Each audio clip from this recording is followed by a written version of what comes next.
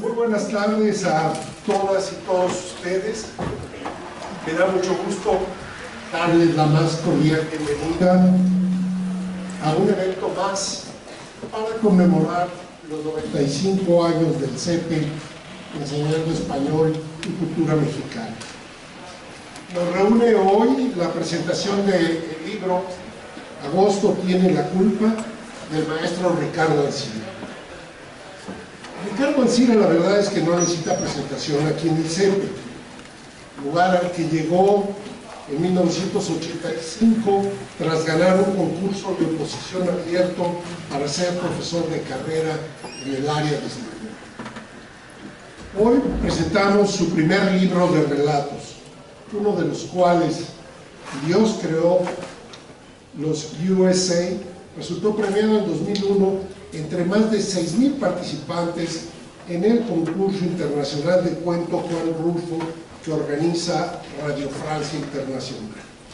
Ricardo nació en Tamaulipas, en Ciudad Mante, a la orilla de la Huasteca. Sus padres se mudaron a la Ciudad de México cuando él apenas tenía 2 años.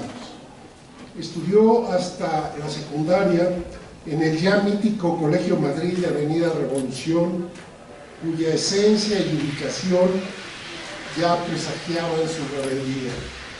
En julio del 70, su familia se trasladó a Barcelona, España, o debo decir a Cataluña, donde Ricardo cursó el bachillerato. La fortuna hizo que quedara inscrito en el Colegio San Ignacio de Jesuitas, de quienes guarda bellos recuerdos por haber sido antifranquistas, de abiertos de espíritu, respetuosos de alguien que no había hecho ni quería hacer la primera comunión. Ancira se acuerda en especial del padre Auté, su profesor de literatura, cuyas enseñanzas tuvieron mucho que ver con la decisión de estudiar letras. Antes de ingresar a la universidad, su padre, administrador de una empresa transnacional, le financió un año sabático en Londres para que perfeccionara la lengua inglesa y sobre todo para que desterrara de su cabeza la loca idea de estudiar literatura. A su regreso, el joven Ricardo no solo no había cambiado de parecer, sino que tenía la firme intención de hacerlo en la Universidad de París. Me parece que algo tuvo que ver el hecho de que precisamente en un, llamémosle, CEPE de Londres, conociera a una chica francesa, Nadine, con quien contrajo matrimonio poco después. El 30 de este mes, ambos festejarán sus primeros 40 años de casados. Las vueltas que da la vida. Ellos viven en México, mientras que sus 2 hijas trabajan en la capital inglesa. Las universidades París I y París VIII, Ricardo cursó en los 70 sendas licenciaturas y maestrías en letras francesas y letras hispánicas. Concluyó los créditos del doctorado, pero la tesis ha dormido el sueño de los justos, sobre todo a partir de que la joven pareja se instaló en la Ciudad de México y empezó a tener varios empleos para poder sobrevivir en el difícil oficio de profesor de lenguas. En el CEPE, Ricardo ha impartido todos los niveles de español para no hispanohablantes y 2 asignaturas en el diplomado de formación de profesores, tanto en la modalidad presencial como a distancia. En la Facultad de Filosofía y Letras ha enseñado prácticamente todas las materias del currículum correspondiente. De manera paralela a sus labores de docencia, investigación, difusión de la cultura en la UNAM y evaluación, Ricardo Ancira se ha desempeñado en diversos cargos. En primer lugar, en el propio CEPE, donde ha sido jefe de área de español, secretario general y director de la institución. En esta última calidad le fue encomendado diseñar y echar a andar nuestros campus en Taxco y Canadá. Ahora bien, la contribución que él considera perenne, y que yo se lo reconozco, es nuestro bello y relajante jardín, en el sitio que durante décadas había ocupado un ruidoso y feo estacionamiento. Es una contribución que todos tenemos que agradecerle y que disfrutamos mucho. En cuanto a la formación de personal académico, ha dirigido 2 tesis de maestría y 6 de licenciatura, así como una en la especialización en enseñanza de español como lengua extranjera, la cual coordinó desde su arranque desde hace 3 años. Desde hace 3 años dejó esa coordinación, pero desde su arranque él se hizo cargo de ella. Fue miembro invitado permanente del Consejo Técnico de Humanidades, tanto en su calidad de directivo como de representante del profesorado. También fue vocal del Consejo Asesor de Difusión Cultural de nuestra institución y fungió como presidente fundador del Colegio de Profesores de Letras Modernas en la Facultad de Filosofía y Letras. Ha asesorado y dictaminado en otras instituciones y cuerpos colegiados como el Colegio de México, el CONACYT, las universidades de Guadalajara, la Iberoamericana, la Intercontinental y en varias más. En los 90s coordinó la serie de libros de español como lengua adicional titulada Pido la Palabra. Ha publicado 3 manuales de comprensión de lectura para estudiantes de español y francés, así como numerosos artículos académicos y de divulgación. Ha participado en más de 60 mesas redondas. Es traductor de ensayos para el siglo XXI, editores de textos literarios para Cultura UNAM, entre otras, y subtitulador de películas al y del francés para la Filmoteca de la Universidad. Desde hace 5 años tiene una columna mensual de difusión de temas semánticos de español en la revista de este país. Y que muy generosamente a todos los profesores del CEPE y a través de un link nos lo manda mensualmente, y creo que ustedes lo disfrutan tanto como yo.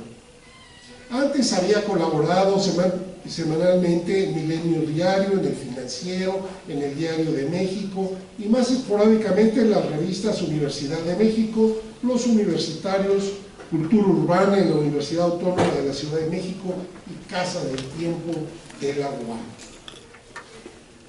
Ricardo, a pesar de lo joven que se ve, ya es un orgulloso abuelo, pero sigue siendo productivo. A la vejez viruelas, me ha dicho con una sonrisa maliciosa como la que acaban de ver.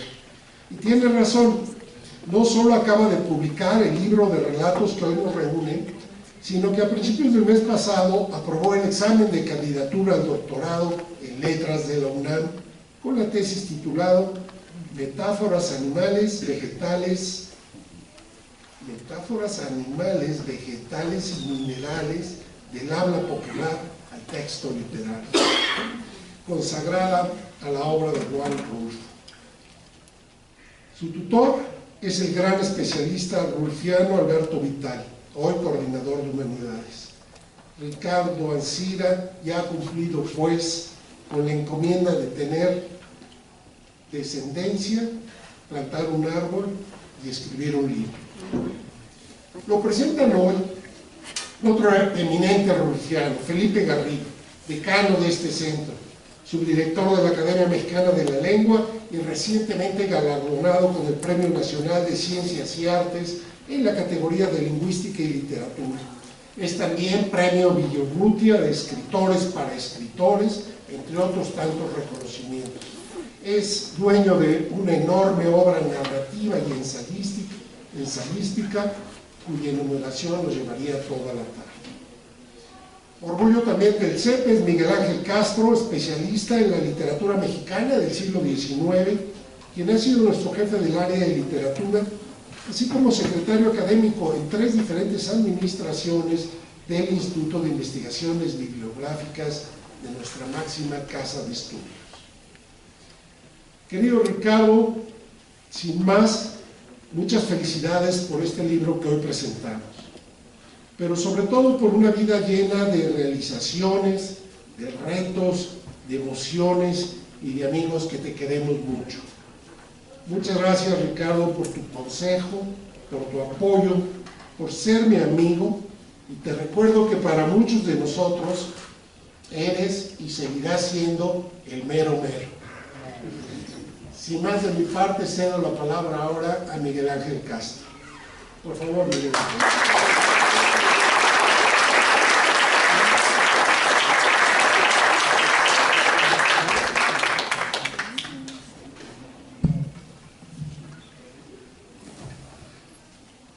muchas gracias por la invitación. ¿Se escucha? ¿Sí?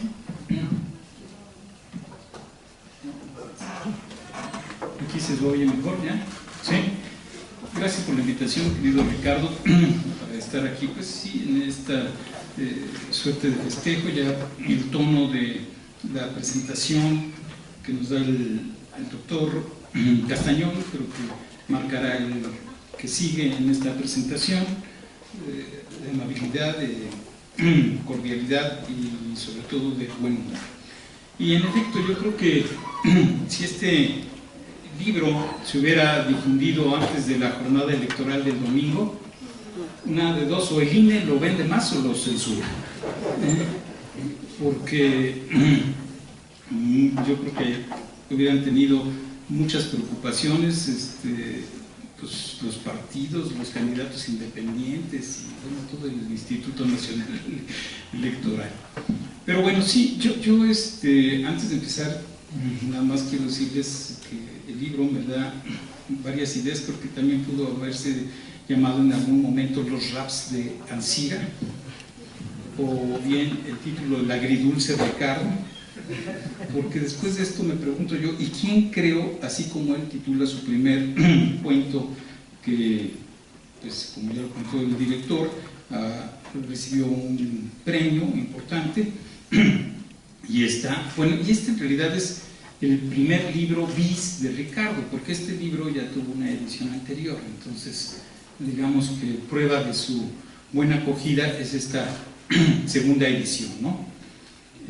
Claro que cambió de editorial, pero bueno, eso ya verá Ricardo si quiere que lo sepamos a detalle o no. Pero bueno, estas ediciones del año pasado, es del Tapiz del Unicornio, y sí, como dice el título de su primer texto, Dios creó los usa, y tiene, para hacer la ironía, el copyright, el trademark. Yo también pondría, ¿quién creó Ricardo Ancira trademark?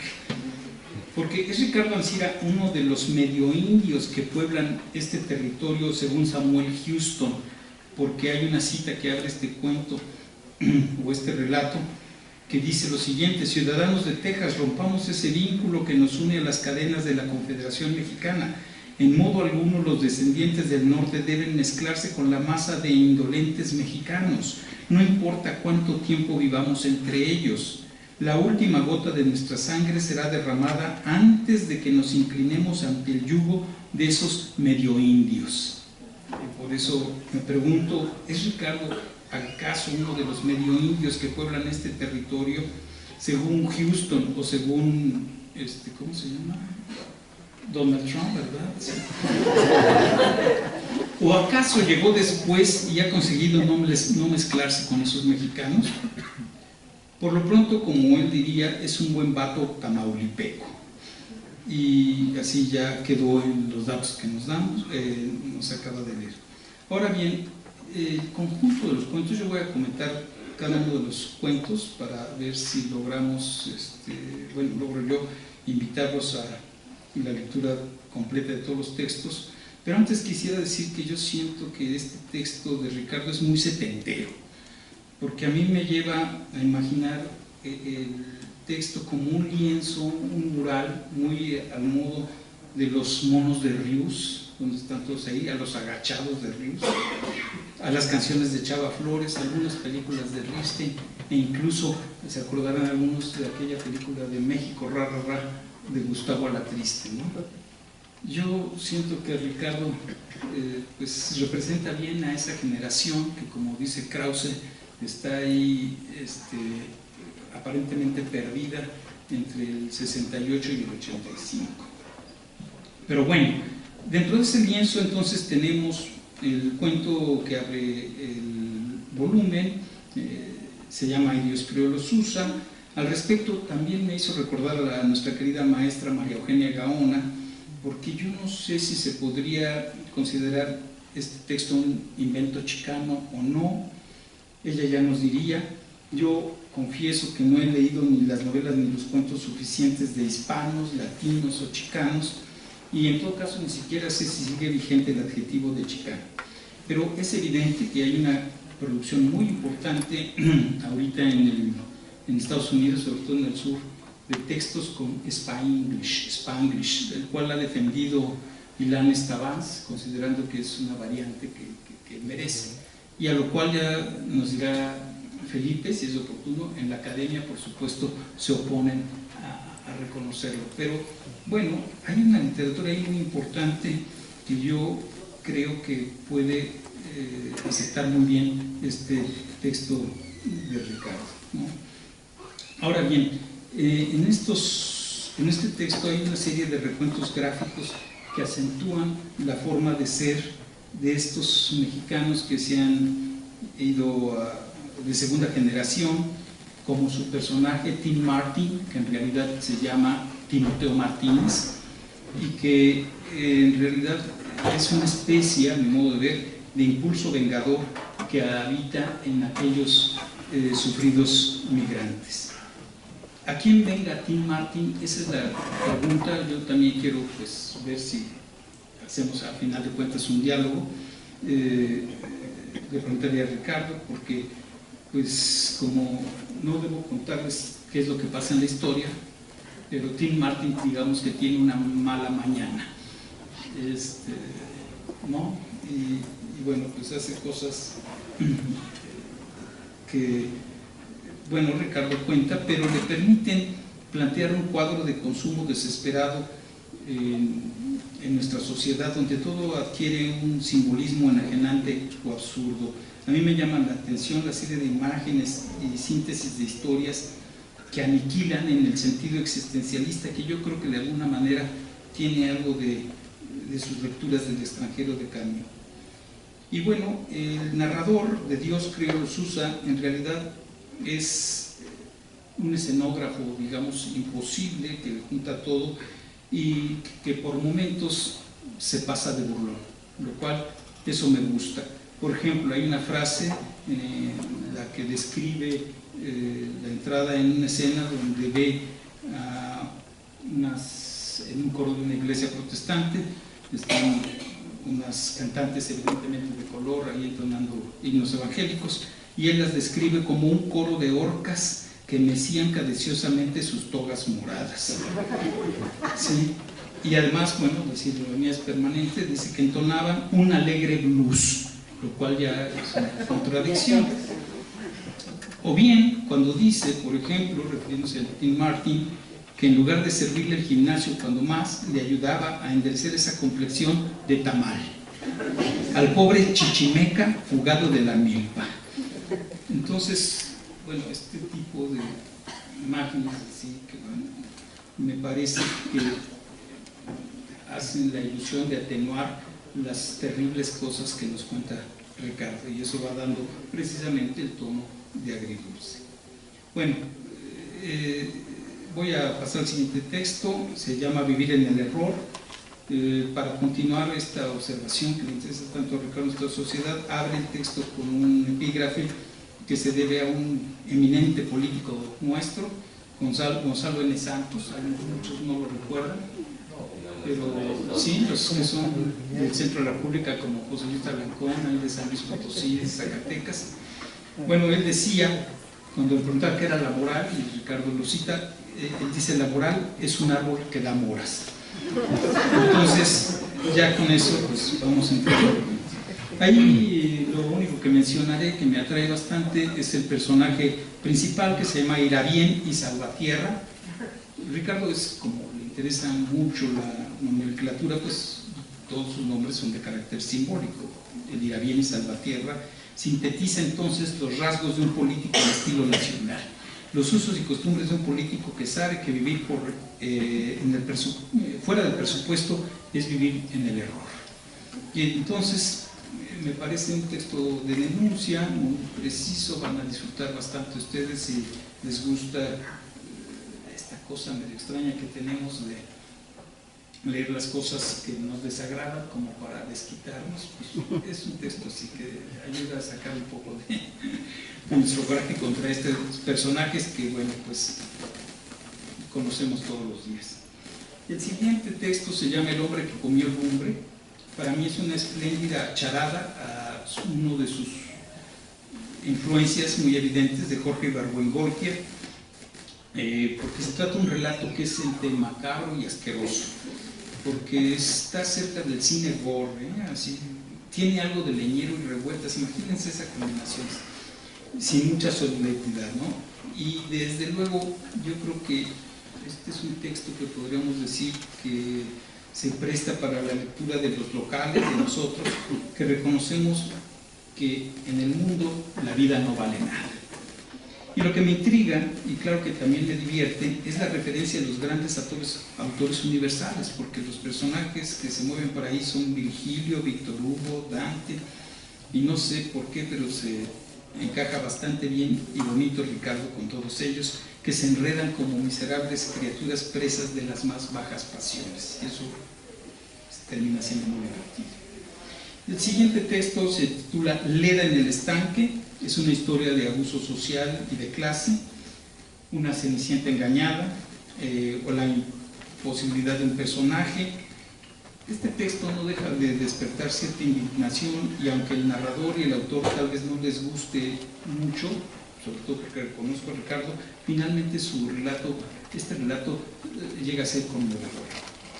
A mí me recuerda incluso algunos cuentos decimonónicos y hasta novelas románticas que aparecen en los folletines y pueblan las telenovelas. ¿Por qué? Porque pues, son estos personajes que son víctimas fáciles, digamos, de la gente. Bueno, Divorcio a la Mexicana es el que sigue.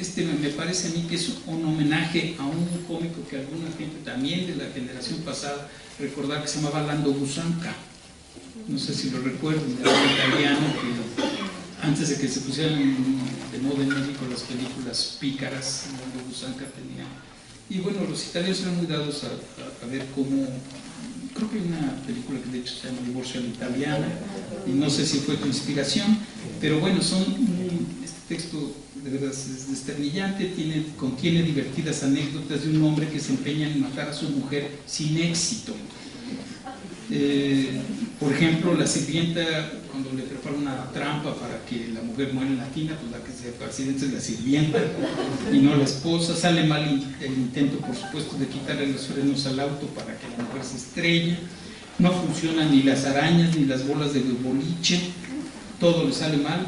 Y el colmo es cuando decide darle algunos sonidos a la mujer para que se duerma, y había contratado a un hombre para que durante este sueño pesado, pues, pero lo que sucede es que el hombre llega y roba toda la casa porque todos están dormidos. Así que es un cuento muy divertido y creo que nos conduce a mejor a vivir con resignación.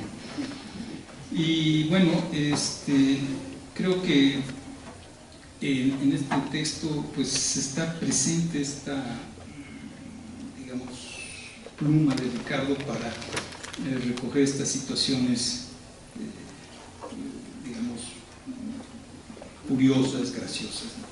Cielo empedrado es definitivamente, no sé si también esté de acuerdo en marcarlo, un cuento o un relato de narcos. Y yo no sé, parece, otros dirán, pues es un cuento de vida cotidiana.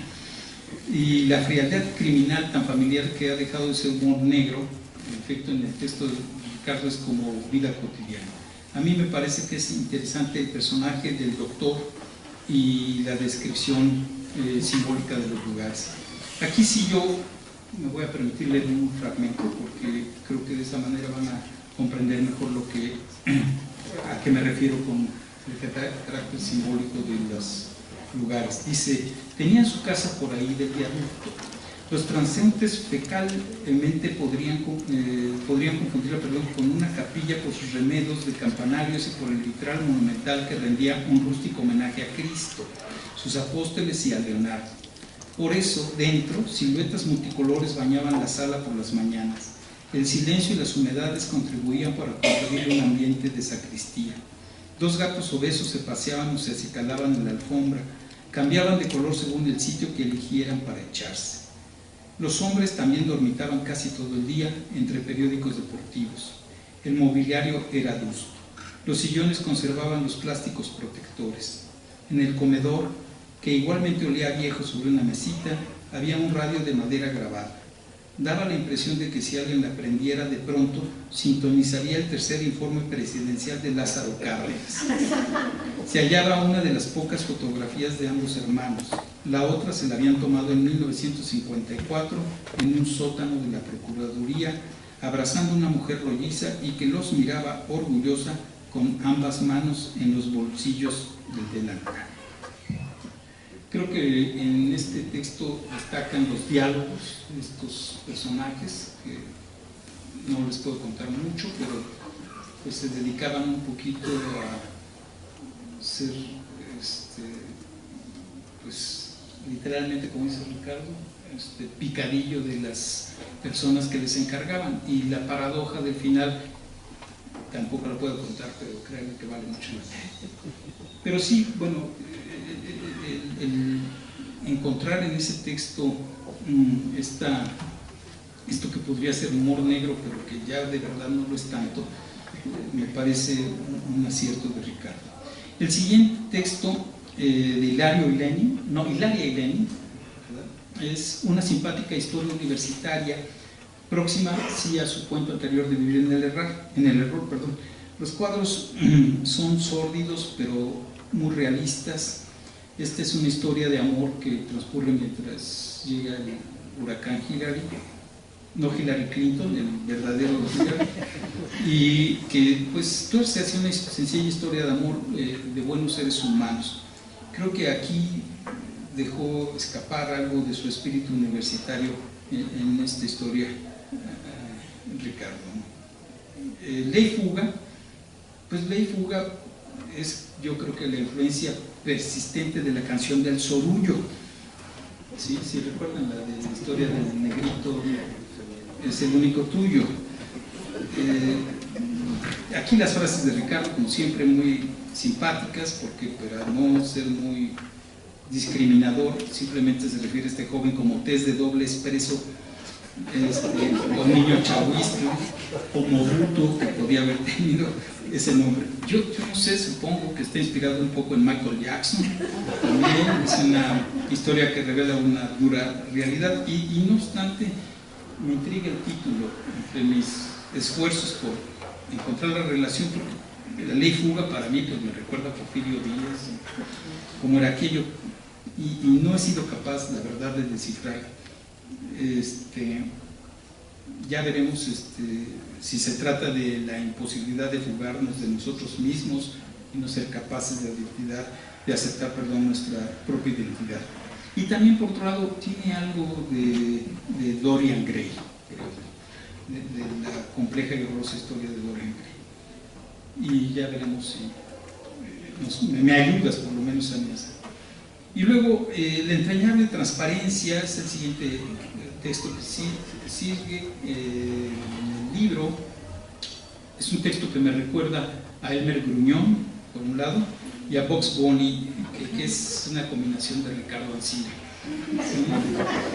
Yo creo que saben convivir dentro de él un poco los dos, porque desesperado un poco ante la recepción que tuvo el Ejército Zapatista de Liberación Nacional, y cuya aparición, curiosamente, me gusta este cuento en lo personal, porque en 1994 colaboraba yo con él, vivimos muy de cerca ese momento. Yo era colaborador suyo, precisamente como digo, director, cuando él era director y yo era un jefe de departamento. Y bueno, en este texto él exhibe todas las que le parecen incongruencias en que nos desplazamos en nuestro país, y va de una crónica en la que los protagonistas son verdaderamente ridículos, como Paola Lamborghini, hasta la denuncia de insensateces de quienes se confiesan progresistas, izquierdistas, maoístas, leninistas, nacionalistas y liberadores de todo mal. Sus cómplices también, como en los medios como el periódico Patria Para, y siempre usando esta ironía entre paréntesis, para casi todos, que tiene incluso, y eso me gusta, se los voy a ver, llega al extremo de tantos desplegados, publica este periódico, todos parecidos, que para no molestarse mucho el periódico ya tenía un machote para protestas. Entonces Ricardo lo reproduce y yo se los voy a leer porque es simpático.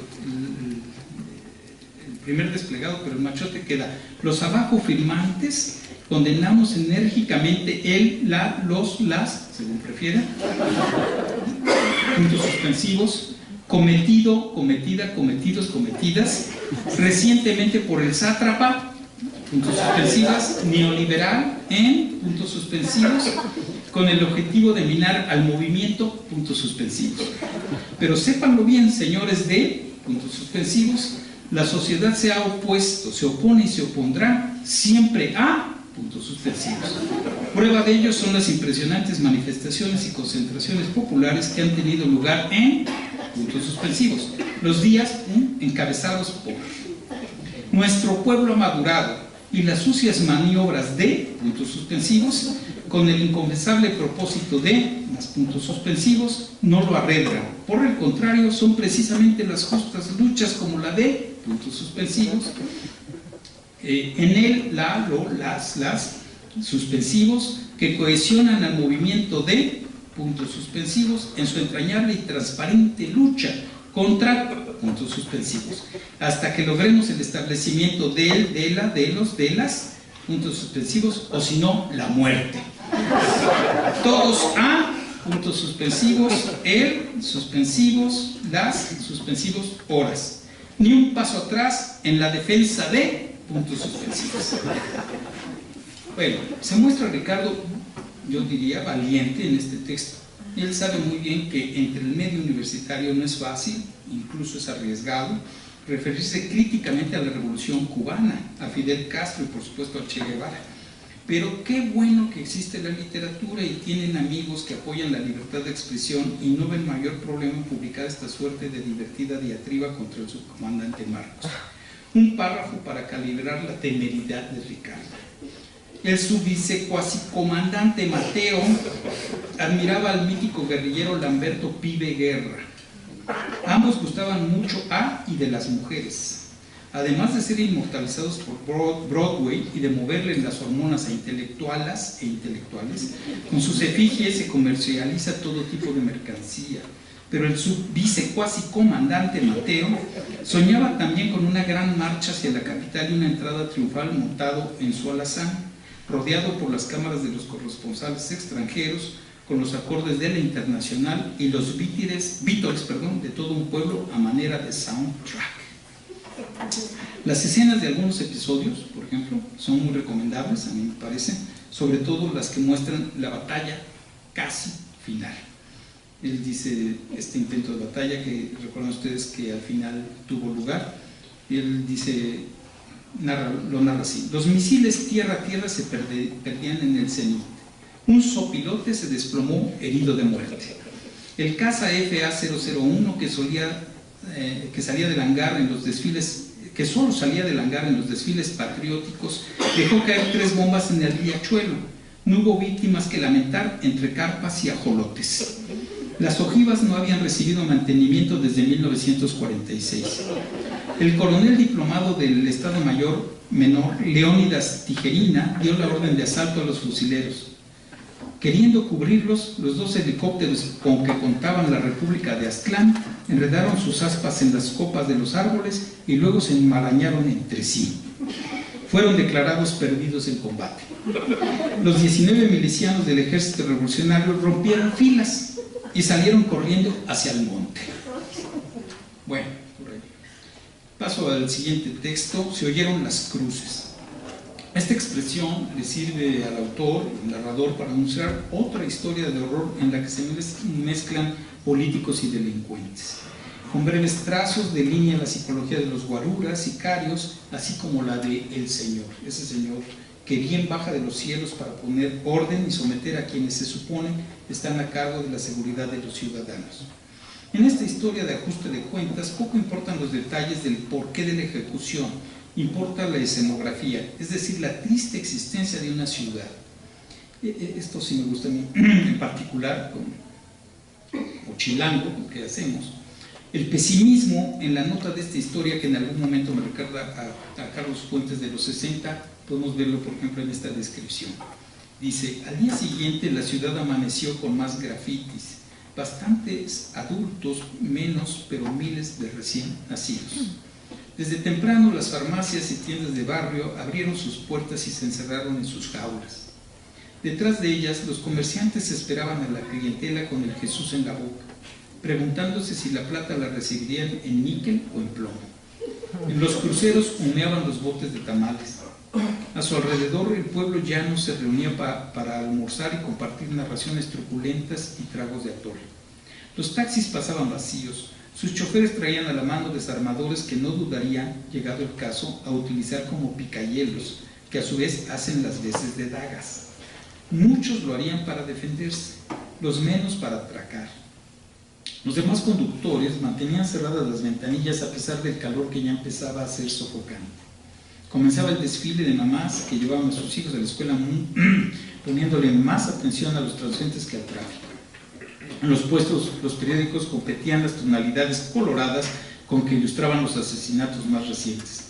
Dentro de las fondas se servían huevo y chilaquiles acompañados de baladas que glosaban hazañas de forajidos. Lo hacían con un ritmo monótono como de caballo al trote, pero con épica e hipérboles muy sentidas. En las aceras, lo normal. Los barrenderos no se daban abasto, la policía chuleaba a las alumnas desde las patrullas, los albañiles se guardaban en los calzones el dinero del pasaje.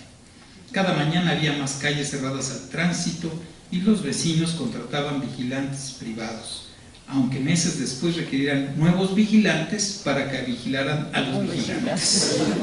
Y así hasta el infinito. Siguiente cuento es Color in, Color out. Esto del colorín colorado, ¿sí?, me recordó a la película de Shrek. Llegué incluso a pensar que Ricardo escribió el guión del Ogro Verde.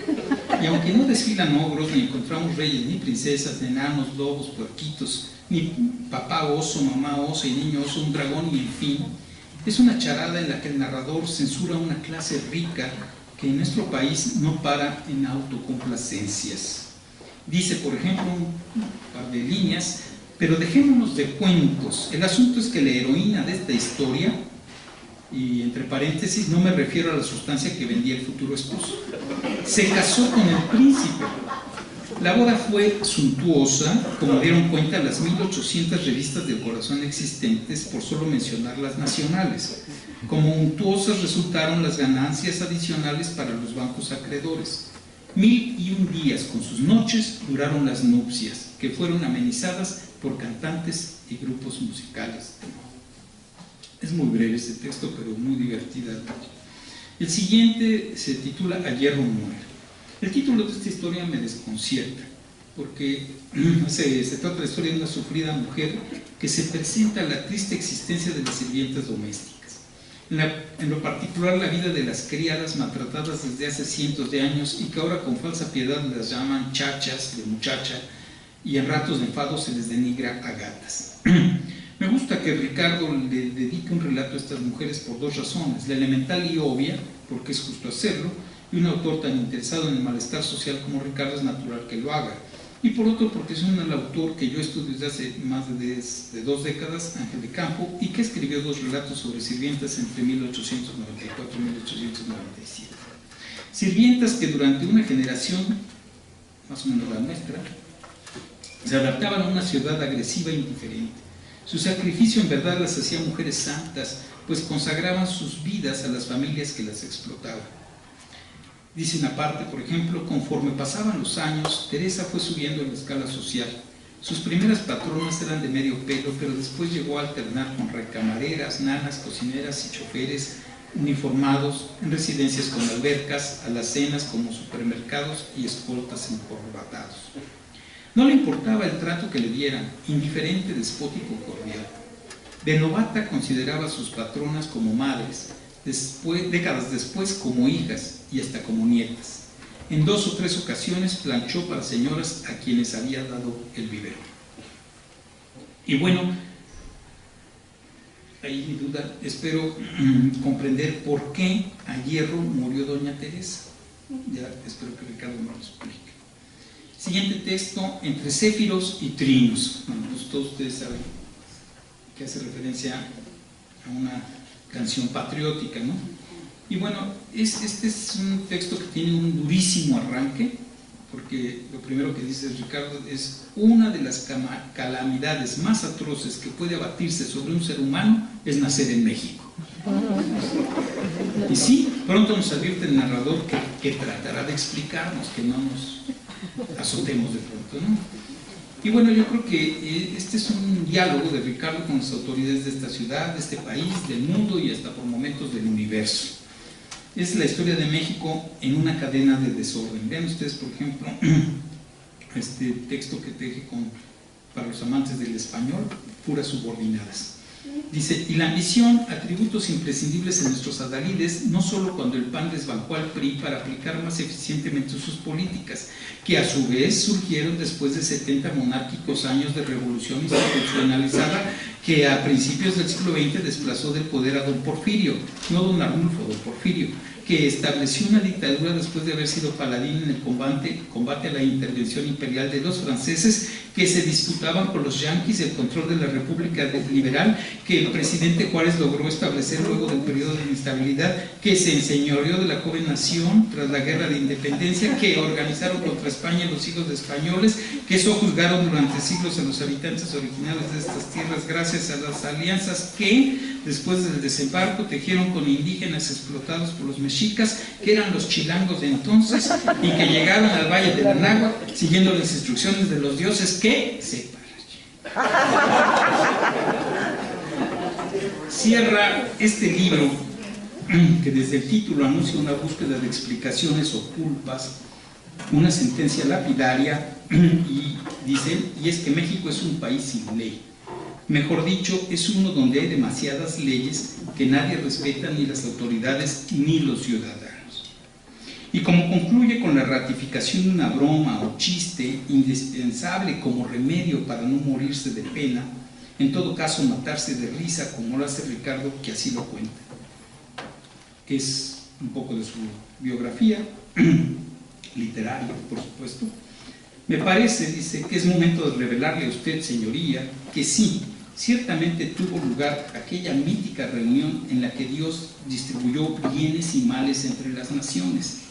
En efecto, a México lo dotó de recursos naturales y 2 litorales. Ante las protestas de los demás, para compensar tal injusticia, llenó de mexicanos esta tierra. Lo demás ha corrido por nuestra cuenta. Y así es acá. Muchas gracias.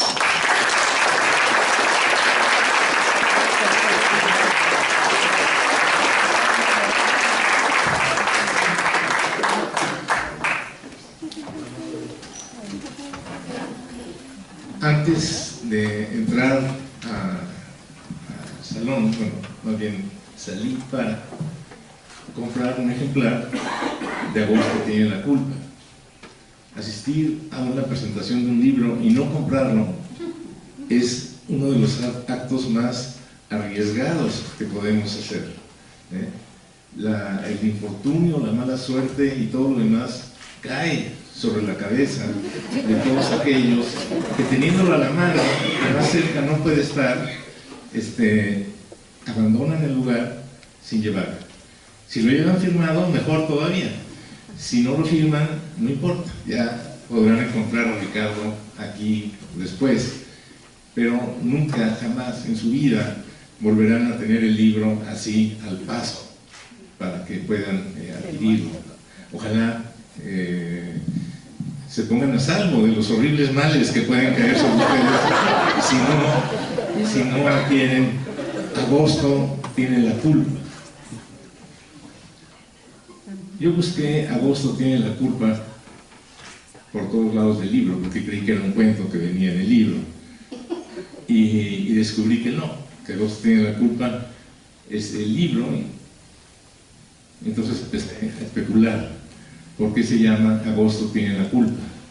Llegué a la conclusión de que Ricardo sigue teniendo sus vacaciones en agosto, y que era el único tiempo que tenía para poder escribir. Y claro, Agosto tiene la culpa del libro, Agosto tiene la culpa de que Ricardo haya podido terminar. Mientras él no rectifique esta versión, a mí me funciona muy bien.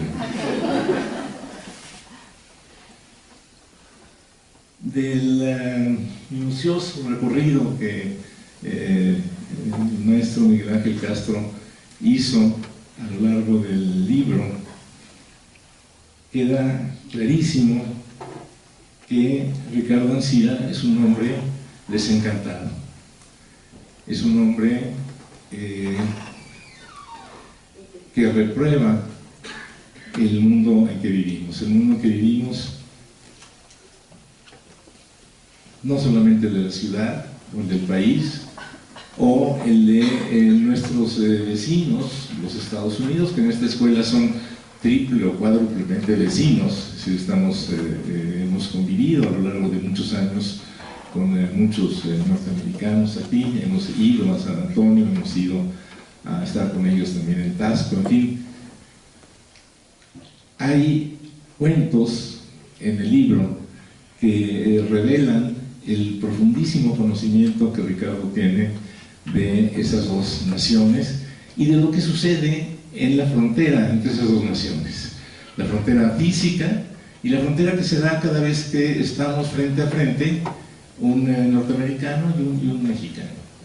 Y claro, decir norteamericano y decir mexicano es una abstracción un poco absurda, porque hay muchas clases de norteamericanos, hay muchas clases de mexicanos, y esto se presta a muchas posibles diferentes interrelaciones.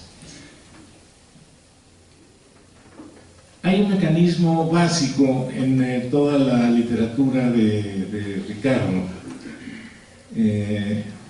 Cuando Miguel Ángel Castro leyó la frase inicial de Entre céfiros y trinos, una de las calamidades más atroces que puede abatirse sobre un ser humano es nacer en México, todos nos reímos, nadie se indignó, nadie dijo eso no es cierto. Ricardo está abusando de un imaginario colectivo que conoce muy bien y que, al que responde esta frase inicial como una manera aparentemente provocativa de comenzar el texto, pero que en el fondo nos hace cómplices a todos de la opinión. Todos conocemos el chiste este de que cuando Dios hizo México se dio cuenta de que se le había pasado la mano en las bondades, dijo: no se preocupen, ahora mando a unos mexicanos para emparejarlo, para que no. Entonces hay el mecanismo que yo siento que continuamente, con mucho éxito, y lo felicito enormemente a Ricardo, maneja, es una oposición disparatada de opuestos. Hay, en alguno de los cuentos, al final, hay un accidente, creo que es en el Marico Asesino, ¿verdad? Hay un accidente, entre otras cosas porque hay dos camiones que van jugando carreras por las calles, y esos dos camiones, uno es el que recoge la basura y el otro es el de la policía, pero están jugando carreras, van juntos, y ahí están esos dos opuestos que yo siento que se presentan de múltiples maneras, muchas veces en los textos de Ricardo Ancira,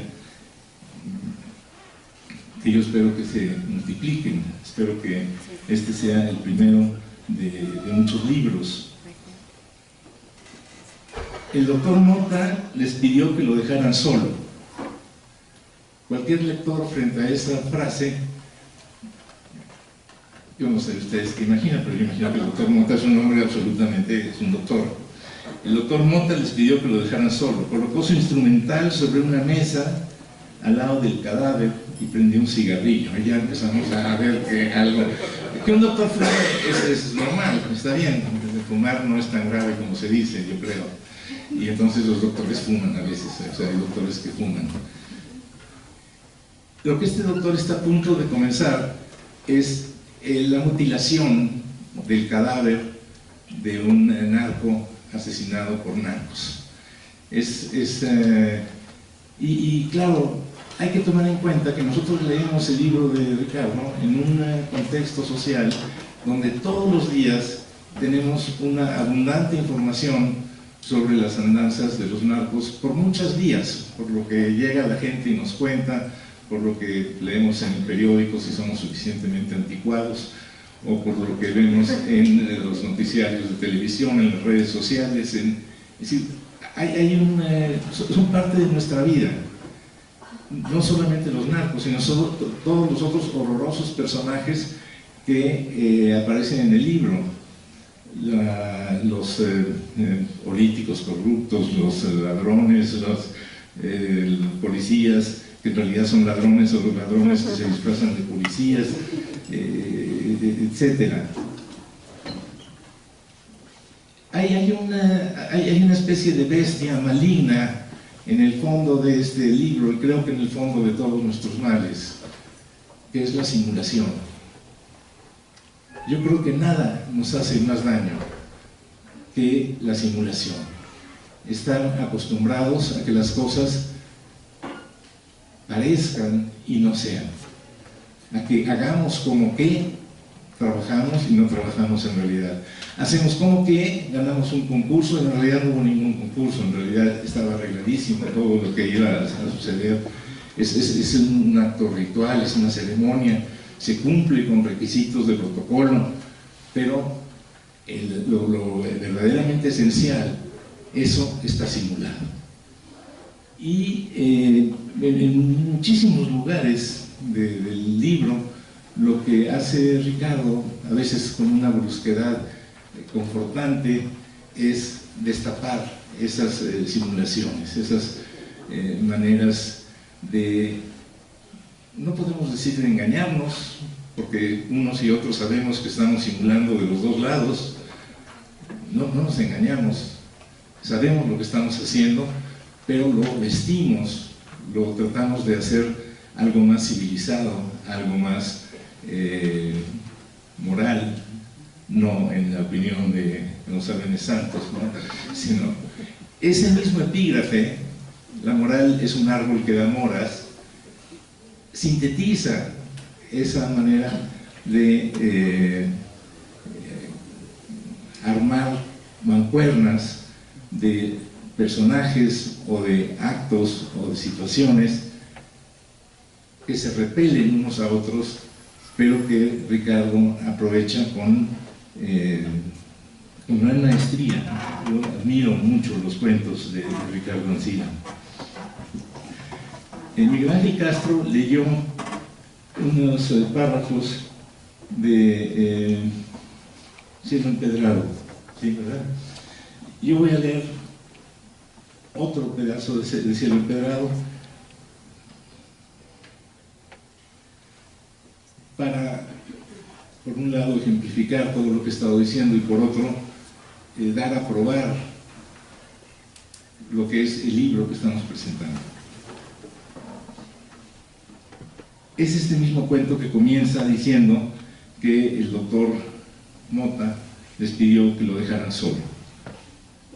Aquí ya ha trabajado y los dos hermanos están descansando cuando volvió a sonar el timbre con insistencia.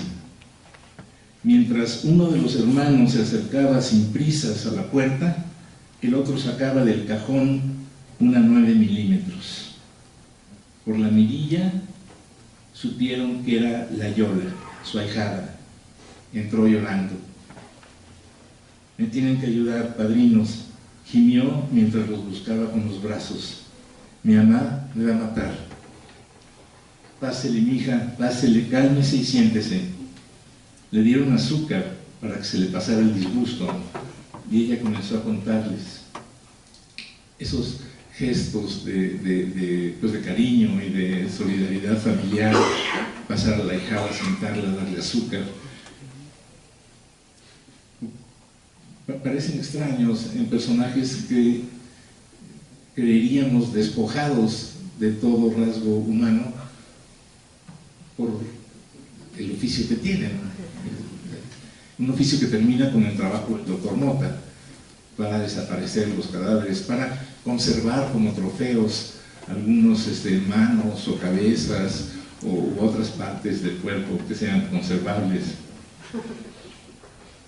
Le dieron azúcar para que se le pasara el disgusto, y ella comenzó a contarles. Ellos no sabían, y sus papás tampoco, pero desde hacía tiempo ella tenía un novio, Alfredo. Lo había conocido una mañana en el templo de la Santa Muerte. Le interrumpieron al tiempo que los tres se persinaban. De la Santa Muerte, sí, a la que iba el 28 de cada mes, porque San Juditas Tadeo ya no le cumplía, por eso cambió. Pues bien, a Alfredo le gustó desde un principio, no era grosero como la banda del barrio, y al poco tiempo ya hasta andaban viendo muebles. Él estaba estudiando la secundaria en la nocturna y de día trabajaba en un molino. No ganaba mucho, pero se sabía administrar y hasta le alcanzaba para invitarla al cine o a un helado en el parque. Estamos en el costumbrismo. Los senos más aplaudidos, por su parte, llegaron a pesar 8 kilos de pura silicona y le dejaron tarea a los varones presentes. Al hijo menor de la reina, del que poco hemos hablado, las cuentas de la lechera lo tenían sin cuidado. Él iba a lo seguro. Ya estaba en tratos con Walt Disney Company para comercializar estas historias de familia. Pero dejémonos de cuentos. El asunto es que la heroína de esta historia, no me refiero a la sustancia que vendía el futuro esposo, se casó con el príncipe.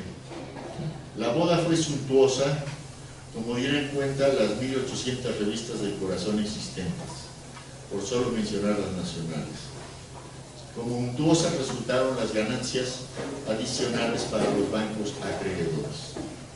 1001 días con sus noches duraron las noches, que fueron amenizadas por cantantes y grupos musicales de moda.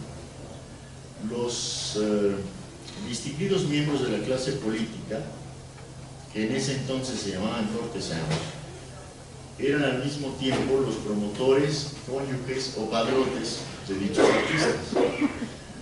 Durante el desposorio incluyeron hasta saciarse los activos y los fondos de retiro del reino, o sea, de los súbditos, del monarca. Devoraron también todas las perdices locales, así como las de las comarcas circunvecinas, lo que tal vez explica por qué los recién casados no fueron felices. Con cuentos como estos nos vienen desde niños. Quizá por eso llevamos siglos viviendo del cuento, el de nunca acabar.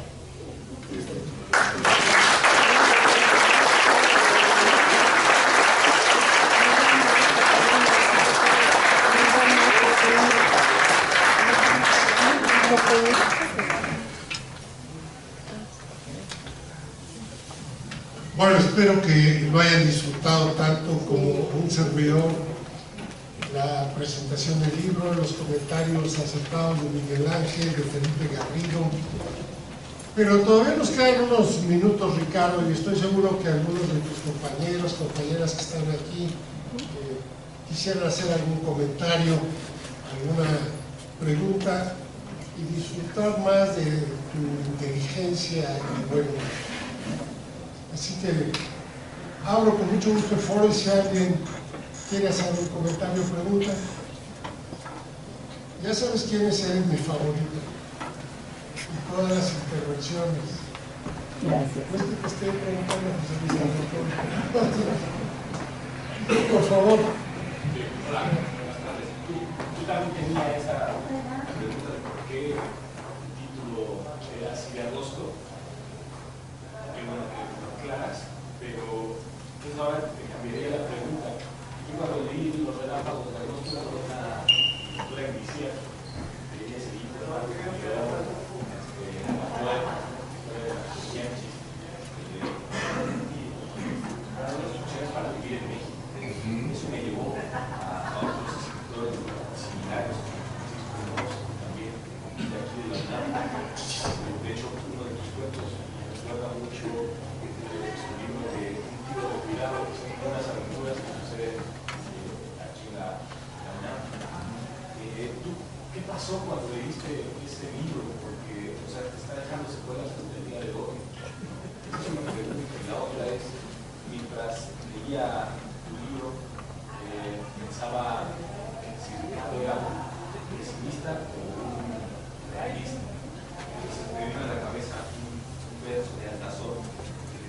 matar al pesimista de mirada adelantada, que todo lo que vemos tiene una fe de trabajar. Entonces, ¿quién eres tú? Esos pesimismos que vemos es realismo, pero todos lo reímos, y sabemos que es así, pero eso duele. Entendemos que es México. ¿Cómo podemos convivir? ¿De una forma realista o a través de la risa llegamos a una reflexión para poder cambiar? Bueno, lo que es mi intención es, a partir de la sátira, incluso del sarcasmo, retratar un poco diferentes aspectos de la realidad mexicana, tal como la veo yo. Pero al mismo tiempo, y eso es lo que todavía en los siguientes textos que algunos ya estoy empezando a escribir y otros que escribiré, lo que todavía no logro perfectamente es uno, que el personaje satirizado se vuelva entrañable, y otra, el que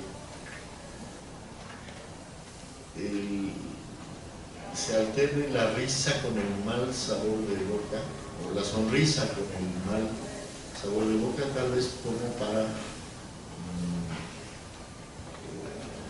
denunciar lo que me parece. Desde luego tenemos aquí a Barrio. Él nos podría dar una cátedra de varias horas acerca de que ese es mi meta, es decir, algún día escribiré bien, escribiré así, es decir, satírico pero al mismo tiempo entrañable, pero al mismo tiempo profundo, que es precisamente las características que yo admiro en Cervantes. Como parte de una sátira, que podría ser algo muy sencillo, y después logra una profundidad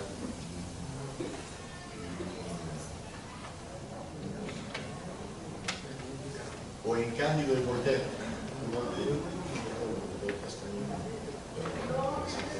soy profesor del CEPE desde hace 35 años, de la facultad, del CEPE 30 años y de la facultad 35 en letras francesas. Los autores que más me han marcado, no sé si para escribir, pero sí los que más me llenan, franceses, son Rabelais, que es la desmesura total y el sarcasmo llevado a niveles inimaginables. ¿Quién tuvo influencia en Molière y en Voltaire? Y a su vez ellos dos los tres tuvieron influencia, pero ya retrabajada de otra manera en Flaubert. Pero Madame Bovary es un texto absolutamente satírico, pero al mismo tiempo se logra ese milagro que creo que es lo que marca un buen escritor, ese milagro de que lo que es satírico de pronto se vuelva motivo de reflexión y le dé profundidad al texto. Pero había otro.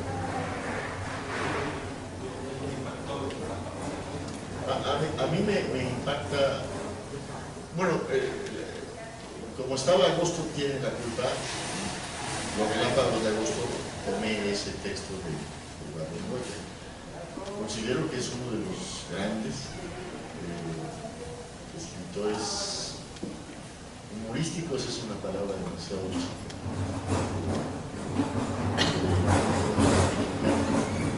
Se están celebrando los 200 años del cual viene Barrio gloria necesariamente. Pero hay otros que también han trabajado el humor, el sarcasmo y la sátira, como el mismo José Arreola, Ricardo Galilay, otros.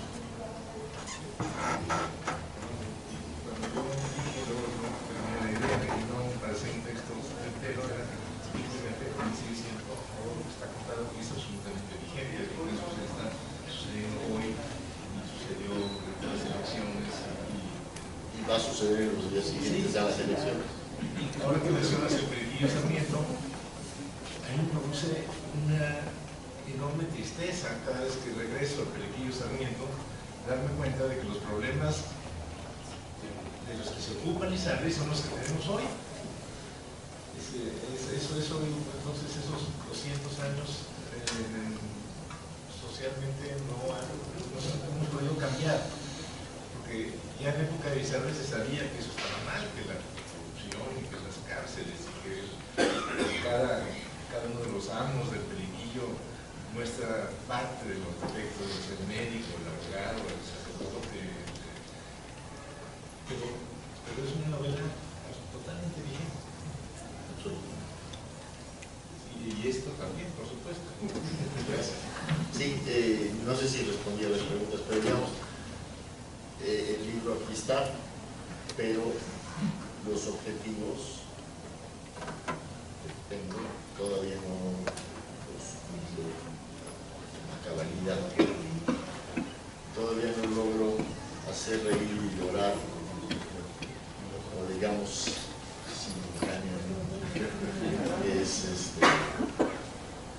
Es lo que, bueno, llorar no, pero reflexionar, que es lo que Cervantes creó de una manera desfigurada.